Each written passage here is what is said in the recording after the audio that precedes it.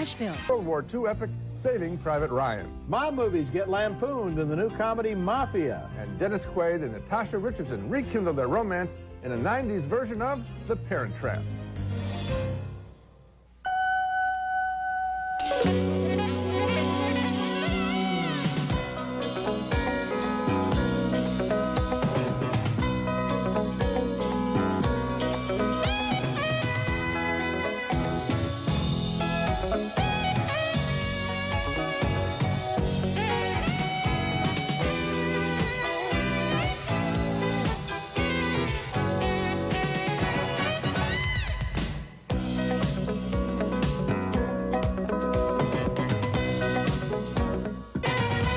Someone who speaks French and German. Yes, sir. My 2 guys were killed. Yes, sir. It's just that I haven't held a weapon since basic training, sir. Did you fire the weapon in basic training?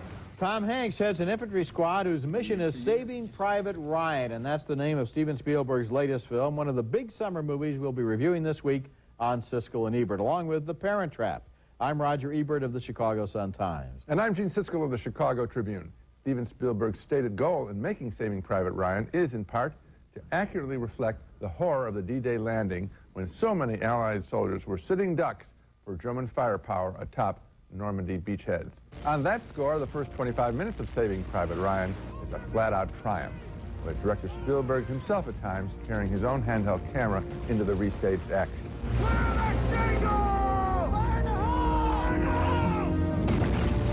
The title of the film refers to the mission of Captain John Miller, played by Tom Hanks. His squad's orders: locate an American soldier named Ryan, whose 3 brothers already have been killed in action. The Army High Command's intention is to try to save his mother even more grief. But Spielberg frames the quest not simply as an act of heroism, like you might expect in most World War II films. Rather, the script challenges the wisdom of this mission here through the words of a sergeant played by Tom Sizemore. Well, what about the company? We take the pick of the litter and the rest get folded into Baker. They took away your company? It wasn't my company. It was the Army, so they told me anyway. Also challenged are other traditional gung-ho war cliches, as expressed by a GI played by Edward Burns. You want to explain the math of this to me? I mean, where's the sense of risking the lives of the 8 of us to save one guy? Contemplating the heavy issues of war, a soldier with a literary bent played by Jeremy Davies. Corporal, what's your book about? Hey, what's your rifle? Actually, it's supposed to be about the bond of brotherhood that developed between soldiers during war. Brotherhood? What do you know about brotherhood? Get a load of this guy, fish. For Saving Private Ryan, Steven Spielberg has attempted something difficult: making an anti-war film. I was once told by no less a critic and filmmaker than Francois Truffaut that such a thing would be very hard to do, because movies, he said, glamorize everything they show. Well, Spielberg has triumphed.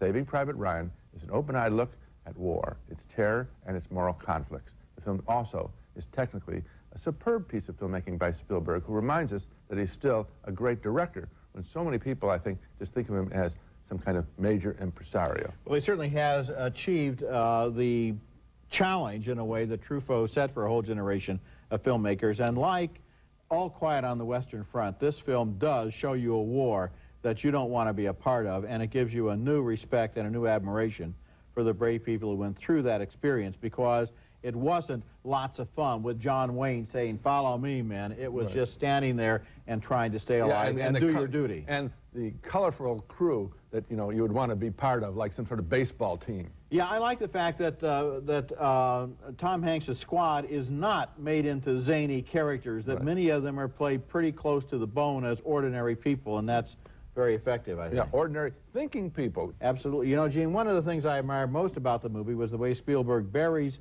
his philosophy in action. The movie has a lot of ideas, but it finds ways to embody them in the story instead of talking about them. Here are a couple of scenes that illustrate that.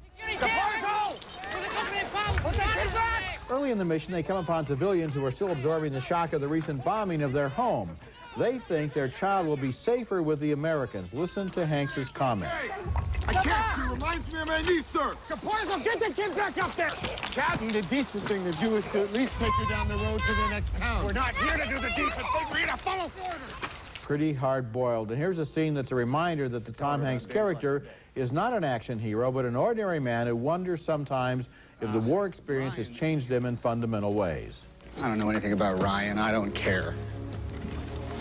Man means nothing to me. It's just a name. But if, you know, if going to Ramel and finding him so he can go home, if that earns me the right to get back to my wife, well, then that's my mission. For me, the movie reveals what war is really about, and it's brutal. The first 25 minutes in particular really deserve the R rating. This is not a movie for younger children, for sure. War is about thinking that something is important enough to kill for, and even important enough to justify turning yourself into a killer. Something that doesn't come easy to the people in this movie, or to most of us, I'm sure. In traditional Hollywood war movies, nobody ever really seems to understand what it means to pull the trigger, to decide that you have the right to take another man's life. In Saving Private Ryan, the soldiers take that responsibility seriously. The public relations mission they're sent on is essentially a lie about their own hard experience, and realizing that is the heart of the movie. Well, I'm so impressed that we are talking about ideas Yes. in a war film. I mean, you know, the other great filmmaker who did the last war film was Stanley Kubrick. Full Metal Jacket. Well, of course, Oliver Stone with Platoon also, and Stone's film, which is about a different kind of war on a different scale, I think has the same truth that this one does. Yeah, but we're putting it in very good company. Yes, we are. And again, I'm glad you stressed the intensity of that action. I can also stress the artistry of those first 25 minutes. Color desaturated, reminiscent of Life magazine war photographs, makes us somehow, by not having the blood there, by taking that out, technically, makes the ideas come forward in a way. We're not distracted. Right. And he cuts out frames sometimes. He doesn't cut through smooth actions you can't understand. It's all chaos, which I think is... Yes. You know, I was in basic training. I identified with the situation. Would I go forward? Would I have the guts, or how would I react? Well, I think I'd be very scared, and I think most people would be more like Jeremy Davies than they would be like John Wayne. Yeah, oh, for sure. Coming up later in the show, the gangster spoof Mafia. How bad is it? You lost a lot of blood, but we found most of it. Oh. Coming up next, 2 is twice as nice as 1 in the remake of The Parent Trap. That's my mom. That's my dad. And you and I are like sisters. Hello? What's up? Hal, I'm desperate. Dad's getting married. What do you mean getting married? I mean black tie, white gown, the whole enchilada. The original Parent Trap came out in 1961 and starred Haley Mills, and may not have been a cinematic masterpiece, but became one of those movies that just about everyone seemed to have seen and enjoyed. Now it's been remade, and even though I knew more or less everything that was going to happen in this movie, I have to say I really enjoyed it. This new version has the same appeal as the old one and the same fun with the double deception in the plot. The story, of course, involves twin sisters who meet for the first time at summer camp. When their parents were divorced, one was raised in England, the other in California, and they discover the truth by accident. Both twins are played by Lindsay Lohan in a flawless performance that includes 2 effortless accents. So if your mom is my mom, and my dad is your dad, and we're both born on October 11, then you and I are like sisters. Sisters. Hallie, we're like twins. A whole bag of tricks is used to make it appear like there are 2 girls when there is in fact only one, but the tricks are seamless, and there was never a moment when I doubted the illusion. I'll go back to London as you, and you go back to California as me. If we switch, they'll have to unswitch us. And when they do, they'll have to meet again, face to face. Honey, you never looked better. The girls' parents are very well played in the movie, not just as stooges of the plot, but as colorful characters in their own right. Dennis Quaid plays the father, who is engaged to be married to a hateful schemer played with delightful malice by Elaine Hendricks. This is the real deal, honey, and nothing you do is going to come between us. Hate to break it to you, Angel, but you are no longer the only girl in Nick Parker's life. Get over it. And Natasha Richardson, looking very chic here, is the mother, a London fashion designer with real charm. What surprised me was how real the chemistry was between the 2 parents, who, of course, are manipulated by their daughters into falling in love once again. You know, sometime if we're ever really alone, maybe we could talk about what happened between us. It all feels a bit hazy to me now. It ended so fast. It started so fast. Well, that part I remember perfectly. This new version of The Parent Trap was directed and produced and co-written by the team of Nancy Myers and Charles Shire, whose credits include Father of the Bride and Baby Boom. And here they take what looks like a formula retread and bring it to life again with bright dialogue and, it must be said, perfect casting, right down to Simon Kuntz and Lisa Ann Walter, who play Richardson's butler and Quaid's housekeeper.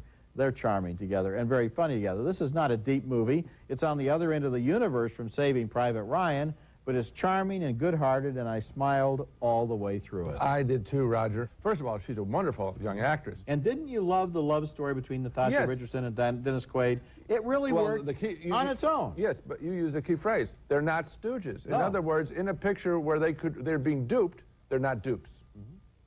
It's very well done, very entertaining. A commercially produced thing using classic songs to lift the action. I thoroughly enjoyed it. Using sets that look like Hollywood movies from 30 years ago. Also, the situations of children's fantasies about glamorous places, you know, rich getting to go live lifestyle. in California, exactly. Getting to live in London. This is a very fine job. Okay, coming up next from the maker of Airplane and The Naked Gun, now comes the spoof Mafia. Anthony, they're criminals.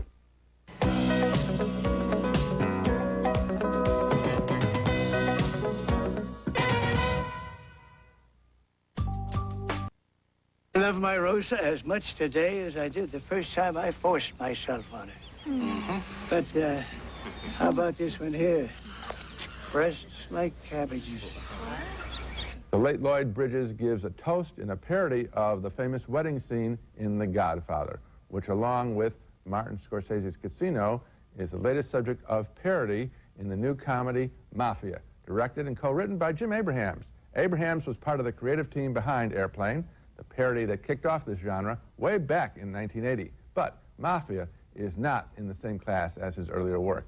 It doesn't have as many laughs. For example, here the Michael Corleone character prepares for his hit on a crooked cop. But as I watched this scene in Mafia, it just made me admire the original scene in The Godfather. Egidio Cabanetto, posso?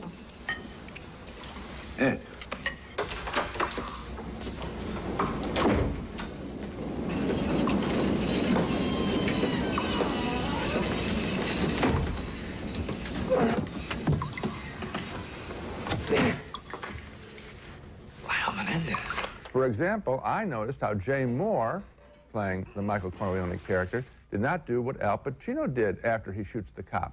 As he walks out of the restaurant, Pacino flips the gun out of his hand as if it were boiling hot.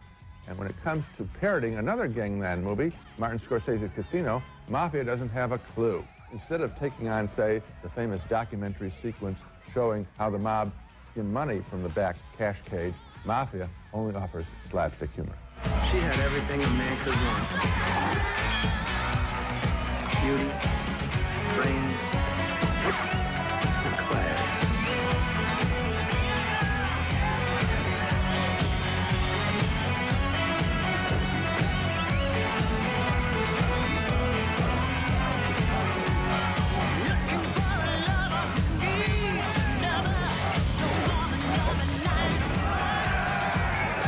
What a dismount.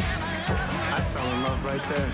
Now, I don't know what's going on there. Is that some kind of riff on the pole dancing sequence in Showgirls?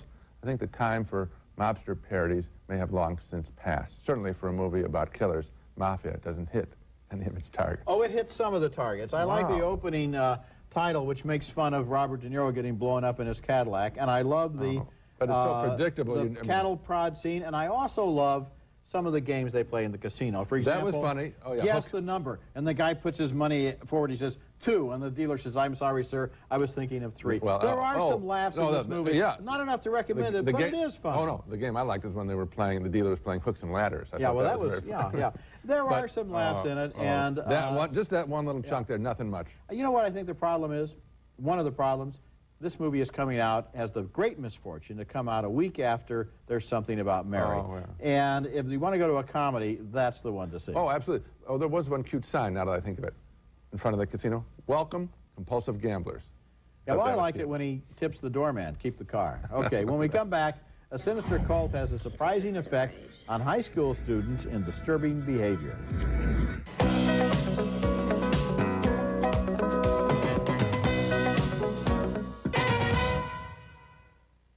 Our next movie is a teenage horror film named Disturbing Behavior, with a plot that's the opposite of what you might expect. A sinister cult is taking over the high school, but instead of turning good kids into bad ones, it turns rebels into conformists. Only one unaffected student seems to realize what's happening. He's played by Nick Stahl, and he tries to warn newcomer James Marsden and local sex pot Katie Holmes. No, it is not bull. It's not steroids. Here we go. What? Gavin thinks some sinister force is taking over the Cradle Bay meatheads. Oh, you know what it is. You know. A sinister force? You know, evil. He's right, and he's the next victim. After a sinister surgical procedure, the high school misfit returns as a clean, living zombie. He's such a straight arrow, you can hardly recognize him. Gavin. Hello, Rachel. What is up with this? I just want to apply myself. I think I'll get better results on this side of the calf. Gavin. Why don't you beat it, honey? This is rarefied turf. Just me not apply. Meanwhile, at home, the hero is approached by his kid sister's tutor, who wants to seduce him into joining the weird in-group. It looks like her programming has developed a little bug here. Wait a second. I know I'm not supposed to be doing this. It's bad. Wrong. Bad. No, it's not bad. Disturbing Behavior has been described as sort of a high school version of the Stepford Wives, but it's not nearly as satisfying. The elements are in place, but the characters are not sharply drawn, and the story seems like a foregone conclusion. There's no real suspense here and no scary moments, and the scene that I liked the best was actually the one where Nick Stahl sits in the lunchroom and briefs the newcomer on all the different cliques in the high school. That didn't involve horror, just humor and some good writing. You're right. The characters, the idea is terrific. I mean, to go the other way and have them become straight.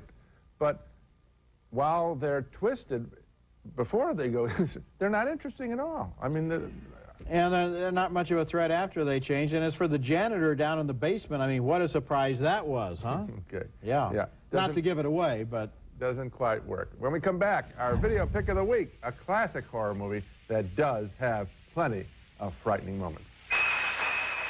Siskel and Ebert's Video Pick of the Week is brought to you by Nestle Raisinets. At the movies or at home, Raisinets.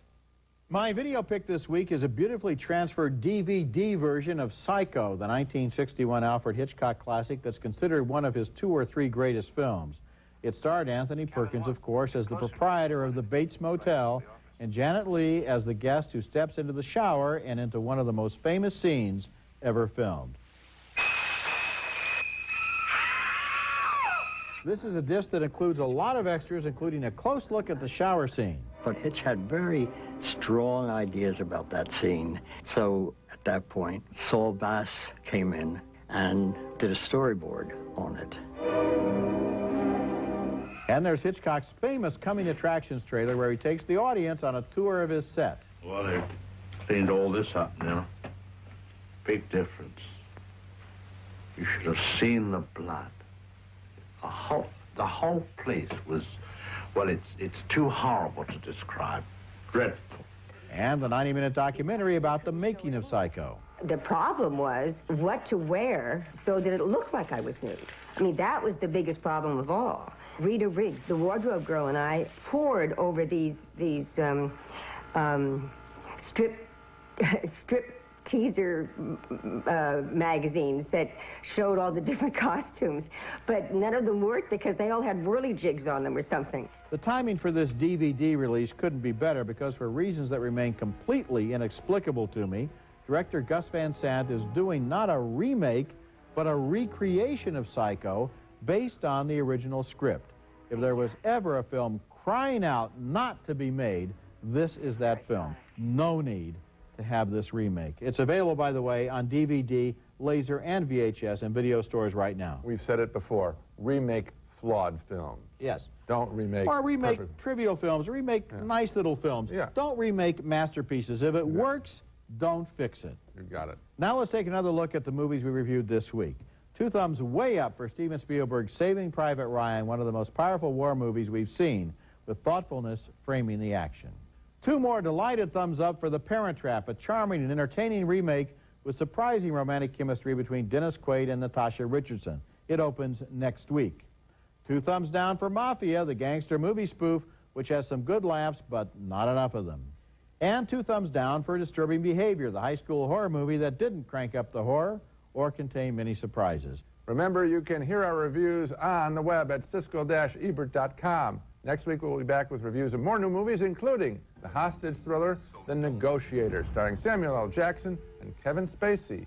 Make me believe why I should deal with you ever again. They want me dead. And also, Ever After, a remake of Cinderella starring Drew Barrymore. What have we here? That's next week, and until then, the balcony is closed.